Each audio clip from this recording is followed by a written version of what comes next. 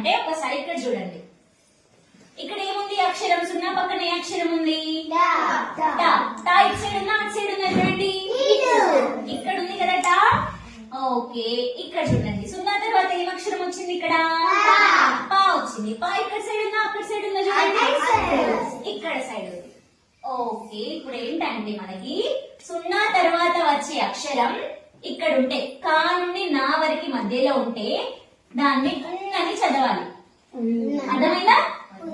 కాకా గగ్గ నుండి నా వరకు వర్ణమాలందరికి వచ్చి కదా, కా నుండి నా వరకు వచ్చే అక్షరాలు కనుక సున్నా పక్కన ఉంటే దాన్ని ఏమని చదవాలి నానా? అని చదవాలి. ఏమనాలి? ఒకవేళ సున్నా పక్కన పాప బాబా నుండి బండిరా వరకు గల ఉన్న అక్షరాలు కనుక వస్తే దాన్ని ఏమని చదవాలి? అని చదవాలి. ఓకేనా? ఏమనాలి? అని చదవాలి. అర్థమైందా? కా నుండి నా వరకు సున్నా పక్కన వస్తే దాన్ని ఏమని చదవాలి? అని చదవాలి. పాప బాబా నుండి రౌతి వరకు గల మధ్యలో ఉన్న అక్షరాలు వస్తే ఏమని చదవాలి? అని చదవాలి. ఓకేనా? ఒక ఎగ్జాంపుల్ చెప్తారా ఎవరైనా? చెప్పండి నాన్న. గంట.